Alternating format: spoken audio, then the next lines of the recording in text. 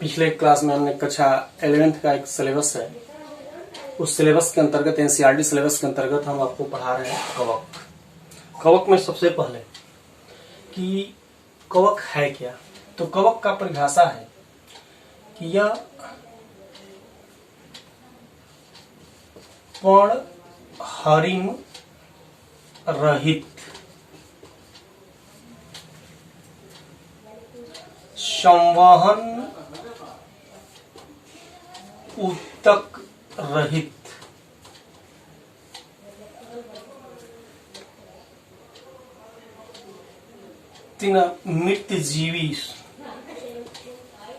मृत जीवी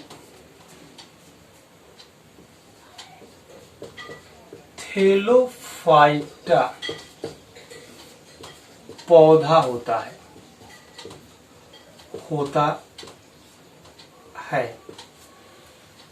कवक का डिफिनेशन से पर्णहरिम रहित संवहन ऊतक रहित मृत जीवी थैलोफाइटा पौधा होता है।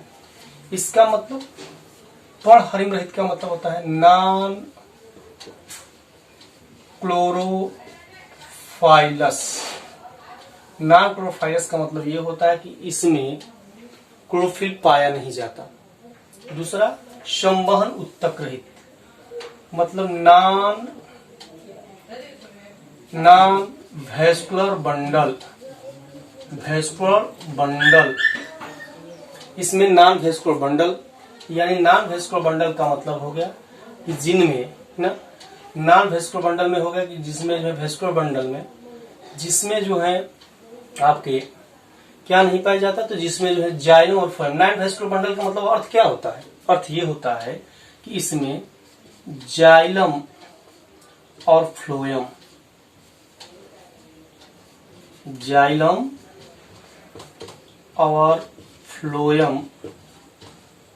नहीं पाए जाते। ये दो चीज करेक्टर है संवहन ऊतक का मतलब। मृत जीवी वह जीव जो सड़े गले स्थान पर उगते हैं, क्लियर। और थैलोफाइटा का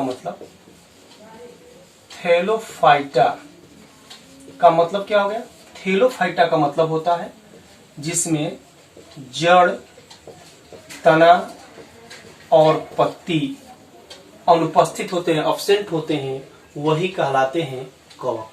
माने कवक का अगर डिफिनेशन आप देखोगे तो सबसे पहले कवक है क्या, तो पर्णहरिम रहित संवहन ऊतक रहित मृतजीवी थैलोफाइटा पौधा होता है। यानी fungi is non chlorophyllous, non vascular bundle, saprophytic. मृतजीवी को सेप्रोफाइटिक एंड थैलोफाइटा प्लांट होता है। मतलब इन तीनों का अर्थ आप देख लो। पर्णहरिम रहित का मतलब जिसमें जो है क्लोरोफिल नहीं होता, अर्थात यह पौधा हरा रंग का नहीं होता कंप्लीट से। संवहन ऊतक अर्थात इसमें जाइलम और फ्लोएम नहीं पाए जाते हैं। मृतजीवी यानी सड़े गले स्थानों पर डेड मटेरियल या डीके मटेरियल पाए जाते हैं। और जिनमें जड़ और तना पत्ती, रूट, लीफ एंड स्टेम नहीं पाए जाते हैं, उन्हीं को हम कहते हैं कवक। तो कवक क्या है? तो कवक स्पष्ट है कि कवक जो होता है वह जो है कैसा होता है। तो कवक का जो डिफिनेशन हो गए पर्णहरिम रहित संवहन ऊतक रहित मृतजीवी थैलोफाइटा पौधा होता है, उसे हम कवक कहते हैं। तो ये हमारा जो है कवक का एक डिफिनेशन हो गया। अब डिफिनेशन के बाद आता है आपका दूसरा नंबर कि इसमें दूसरी नंबर आप ध्यान से देखोगे तो सबसे पहले अब कवक विज्ञान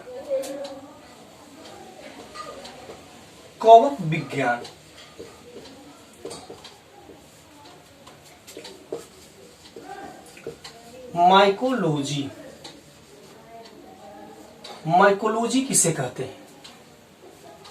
तो माइकोलॉजी का मतलब है कि वनस्पति विज्ञान की वह शाखा। ये किसकी शाखा है? वनस्पति विज्ञान यानी बॉटनी। वनस्पति विज्ञान की वह शाखा जिसके अंतर्गत कवक के बारे में अध्ययन किया जाता है। किसके बारे में? कवक के बारे में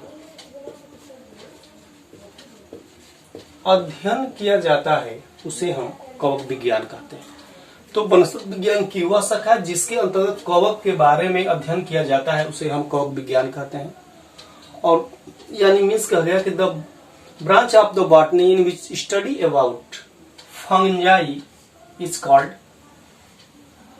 माइकोलॉजी। तो कवक विज्ञान को अंग्रेजी में माइकोलॉजी कहते हैं।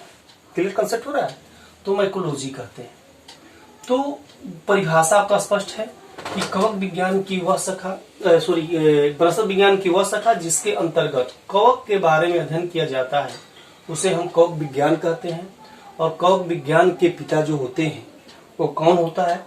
तो कवक विज्ञान के पिता जो होते हैं इसके बारे में हम डिटेल आपको बता रहे हैं, इसमें थोड़ा सा देख लिया जाए। सबसे पहले हम चलें कि कवक विज्ञान के पिता में क्या लिखे भाई? तो कवक विज्ञान के पिता, कवक विज्ञान के पिता फादर ऑफ है ना माइकोलॉजी। माइकोलॉजी किसे कहते हैं? कोई पूछ दे फादर ऑफ माइकोलॉजी किसे कहते हैं, तो हम बता दें आपको कि फादर ऑफ माइकोलॉजी किसको कहा जाता है। तो सबसे पहले जो है आपको हम बता दें कि P.A. मिचेली को कहा जाता है फादर ऑफ माइकोलॉजी, यानी कवक विज्ञान के पिता P.A. मिचेली को कहा जाता है। फादर ऑफ जो है माइकोलॉजी P.A. मिचेली होते हैं। क्लियर? P.A. मिचेली ने सन 1729 में, 1729 की बात कहा जा रहा है, जिन्होंने लगभग 900 कवकों का जो है वर्णन किया था। और इसको की पुस्तक में जो है एकदम वर्णन किए हैं जिसका नाम है नोआ जनेवा प्लांटेरम। नोआ जनेरा प्लांटेरम कहा जाता है। यानी कवक विज्ञान के पिता किसको कहा जाता है भाई? P.A. मिचेली को। Father of mycology P.A. मिचेली। इन्होंने सन 1729 यानी 1729 में 900 जो है कवकों का बारे में अध्ययन किए थे और इनको एक प्रकाशित किए थे, जो पुस्तक में इन्होंने वर्णन किया है, लिखा भी है, जिसका नाम है नोआ जनेवा जो है प्लांटेरम में जो है इन्होंने इसको जो है किया था। तो ये जो है कवक विज्ञान के जो है पिता जो है कहलाए। अब प्रश्न आया ना कि आपको जो है सबसे पहले कि कवक विज्ञान की एक आता है आपका दूसरे आप देख लीजिए। दूसरा है कवक विज्ञान, यानी यहां पर आप देख सकते हो कि एक शब्द आ जाए भारतीय कवक विज्ञान के पिता, यानी फादर ऑफ इंडियन माइकोलॉजी किसे कहा जाता है? तो इंडियन है ना, फादर ऑफ इंडियन माइकोलॉजी का नाम है E.J. बटलर। E.J. बटलर को कहा जाता है। माने भारतीय कवक विज्ञान के पिता E.J. बटलर है। और ऐसे कोई पूछ दे कवक विज्ञान के पिता यानी फादर ऑफ माइकोलॉजी, तो सीधे आप लिखोगे एंटोनियो मिचेली, यानी P.A. एंटोनियो मिचेली। और भारतीय कवक विज्ञान के पिता E.J. बटलर को जो है कहा जाता है। तो ये जो है आपके टोटल्स कवक विज्ञान के जो है बारे में जो है हो गया। अब हम चले कि कवक विज्ञान के बारे के बाद आगे कवक का लक्षण क्या है। कवक का लक्षण हम देखेंगे। तो कवक का लक्षण आपको हम बता दें इसके बारे में।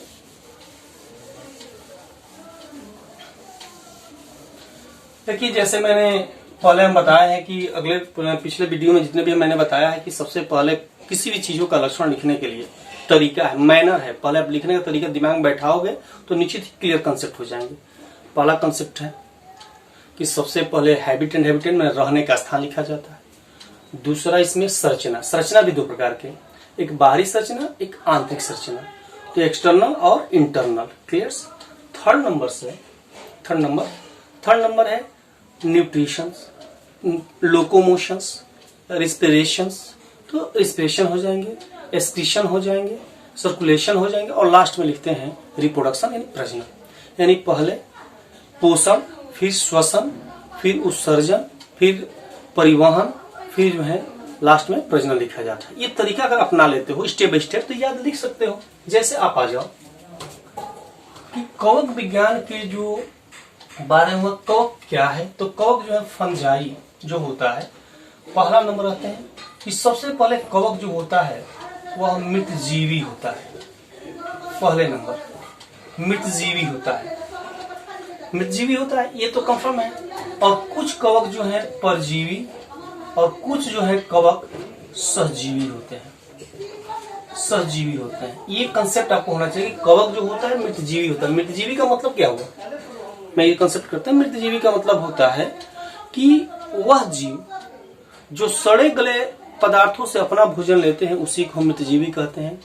ये क्लियर, वह जीव जो सड़े गले स्थानों से जो है अपना भोजन जो है प्राप्त करते हैं उसे मृतजीवी कहते हैं। यानी स्पष्ट है कि जो है डेड मटेरियल या डीके मटेरियल से अपना भोजन जो है प्राप्त करता है उसी को हम मृतजीवी कहते हैं। दूसरा है परजीवी, पैरासाइटिक, वह जीव जो बिना मारे हुए किसी दूसरे जीवों से अपना भोजन जो है लेता है उसे परजीवी कहते हैं।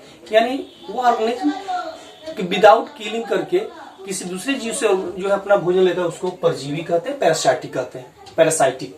और सिम्बोबायोसिस, जब दो जीव एक साथ रहते हैं और दोनों को लाभ होता हो, किसी का हानि नहीं होता हो, उसको जो है सहजीवी कहते हैं। हम बताएंगे इसकी अगले वीडियो में हम चर्चा करेंगे कि मृतजीवी, परजीवी और सहजीवी कौन कौन कवक है।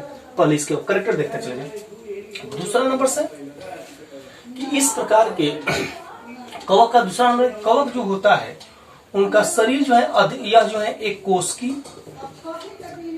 कोशिकी यूनिसेलुलर, एक कोशिकी और बहुकोशिकी होता है, बहुकोशिकी होता है, दोनों होते हैं भाई। एक कोशिकी में सबसे पहले इष्ट आता है, जानते हो कि कवक एक इष्ट जो है एक कोशिकी है, बाकी सब अधिकतर जो है बहुकोशिकी होते हैं, यूनिसेलुलर और मल्टीसेलुलर। तो यूनिसेलुलर कौन है भाई, इष्ट है। तीसरा नंबर से कि इस प्रकार के जो कवक जो होता है उनका शरीर कवक जाल का बना होता है, कवक जाल का पूरा शरीर जो होता है किसके बना होता है, कवक जाल का। कवक जाल का मतलब हो गया माइसीलियम, माइसीलियम, क्लियर। और माइसीलियम जो बना होता है, कवक जाल जो बना होता है वो कवक तंतु का बना होता है। वह कवक तंतु, कवक तंतु माने हाइफी का बना होता है। किसी से बनाता है, हाइफी का बना होता है। तो कवक जाल माइसीलियम्स और कवक तंतु जो है हाइफी का जो है बना होता है। यही कंसेप्ट क्लियर हो। नेक्स्ट चलते हैं कि भाई कवक जाल है क्या। देखो जैसे मान लो हम मशरूम लेते हैं, एग्जांपल्स में कवक में मशरूम वगैरह आ जाएंगे। तो मशरूम वगैरह आता है तो देखिए इसमें कवक जो ऐसे होंगे, तब देखिएगा कवक के अंदर बहुत सारे ऐसे पतला पतला धागा इसी रचनाएं रहती है, इसी को हम कहते हैं कवक तंतु। और जब कवक तंतु मिल जाएगा तो एक पूरी जो सिस्टम से बन जाएगी, उसका नाम है कवक जाल। जाल जैसी रचना बन गई। तो ये जो है मशरूम जो देख रहे हो, ये जो है पतला पतला जो धागा है उसको कवक तंतु माने हाइफी, और जो ये आपस में मिल गया तो बन गया कवक तंतु बन गया। अब हम आते हैं अगला पॉइंट है कि कवक तंतु में इसमें जो होता है यह तो भाई स्पष्ट है कि मृतजीवी होता है।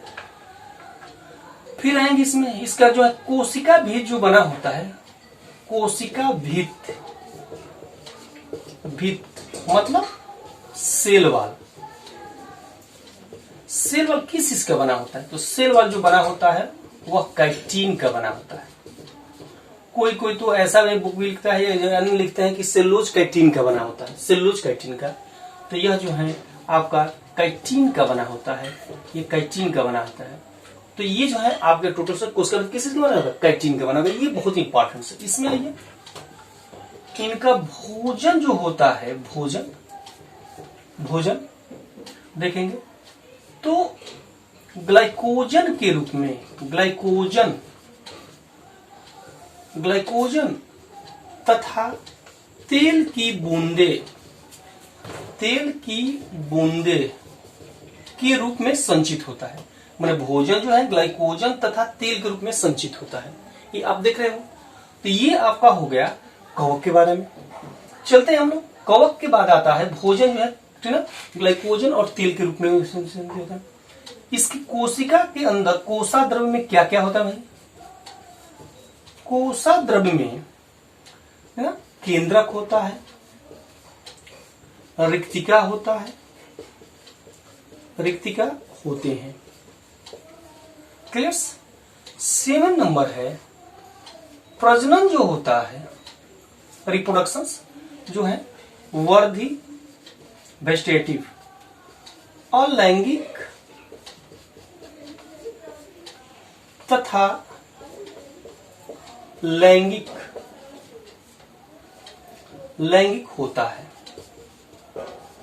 होता है। ये है इसी करेक्टर्स। अब जैसे एग्जाम्पल आप लेना चाहते हो, एग्जाम्पल आप देख सकते हो। एग्जाम्पल्स इसमें आ जाएंगे राइजोपस, ईस्ट, म्यूकर है ना। तो ये सारे आप देख रहे हो ना, तो ये सारे जो होते हैं ये कवक के बारे में हो गए। तो आपने क्या देखा, पहले एक बार देख लिया जाए। कवक का लक्षण, यह मृतजीवी, कुछ परजीवी, कुछ सहजीवी होते हैं। मतलब कहने का अर्थ है कि सेप्रोफाइटिक भी होता है, पैरासाइटिक भी होते हैं, कुछ पैरासाइटिक होते हैं, कुछ जो है सिम्बायोटिक होते हैं। दूसरा है यह कोशिकी भी होते हैं, बहुकोशिकी भी होते हैं, यूनिसेलुलर भी होते हैं और मल्टीसेलुलर भी होते हैं। इनका पूरा शरीर, जो शरीर की बात करता है, तो शरीर जो है कवक जाल का, माइसीलियम का बना होता है और कवक तंतु का भी जो है, यानी कि कवक जो है पूरा शरीर कवक जाल का बना होता है और कवक जाल जो है कवक तंतु के बने होते हैं। दूसरा है कवक भित्ति जो बनी होती है, किसी से बनी होती है, काइटिन की बनी होती है। भोजन जो है ग्लाइकोजन के रूप में या तेल की बूंदे में, यानी फूड जो होता है, जो स्टोर होता है वो ग्लाइकोजन के रूप में, नहीं तेल की बूंदों में।